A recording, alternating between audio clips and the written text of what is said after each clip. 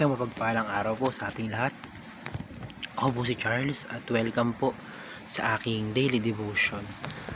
Sa araw na ito, ating itutuloy ang series na The Trinity. The Trinity and Salvation. So, 1 Peter chapter 1 verse 2, ang sabi rito, kayo'y pinili ng Diyos Ama ayon sa kanyang layunin. Sa mulat-mula pa at pinakabanal ng Espiritu Santo upang maging masunurin kay Hesukristo at nalinis sa pamamagitan ng dugo. So ayun, sa unang teaching, punta tayo, sabi rito, the Father ordains our salvation. So yung pagligtas sa atin ng Panginoong Hesukristo, plinano na yan ng Diyos Ama. Nakaplano na yan ng Diyos Ama. Nakaplano na yan. So simula nung nahulog ang katauhan sa kasalanan, kaya Batadan, alam na ng Diyos na mapapahamak tayo.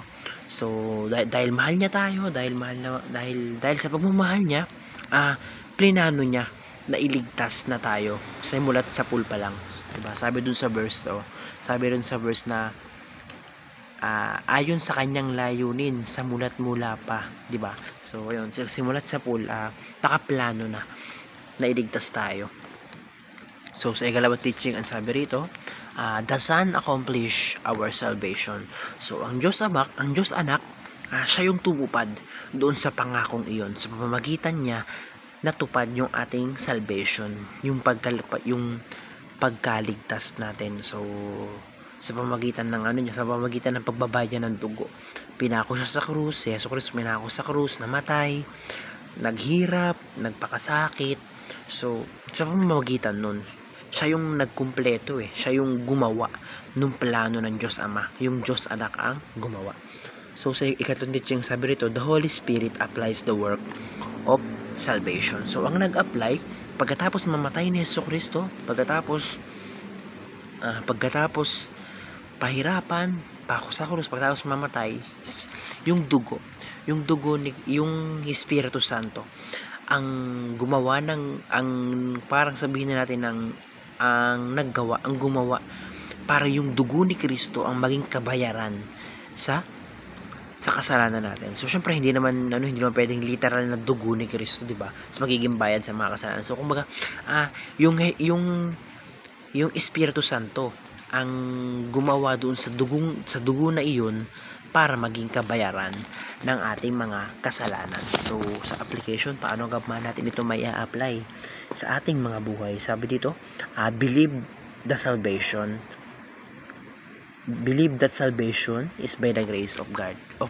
So dapat maniwala tayo, manampalataya tayo na yung ating salvation ay dahil sa Panginoon yan, dahil yan sa Diyos Ama na binigay niya, dahil sa pagmamahal niya, hindi dahil sa mga kabaitan o hindi dahil sa mga ginawa mo. Niligtas tayo ng Panginoon dahil mahal niya tayo, ayaw niya tayong mapahamak.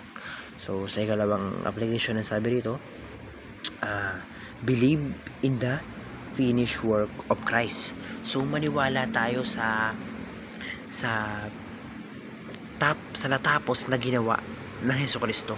Maniwala tayo na namatay siya sa krus, na pinako siya, nagpakahirap, na yung dugo niya ang nagsilbi, na siya yung naging silbing kabayaran sa ating mga kasalanan. So manampalataya tayo sa kanya literally.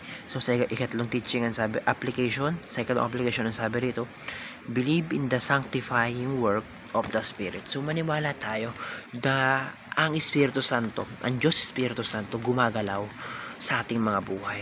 Siya yung gumagalaw para maligtas tayo, para hindi tayo mapahamak, na manampalataya tayo, paniwalaan natin na siya yung dahilan ng ating pagkaligtas. So yun, medyo magulo man, medyo mahirap maintindihan, pero yung tatlong iyon, yung Diyos Ama, Diyos Anak at Diyos Espiritu Santo, silang tatlo ang may kagagawa ng ating pagkaligtas. Unang-una, plinano ng Diyos Ama. Pangalawa, isinagawa ng Diyos Anak which is si Yesu Kristo. Pangatlo, ang nagbigay ng epekto, ang nagpa-effect ay yung Diyos, Espiritu Santo. So silang tatlo.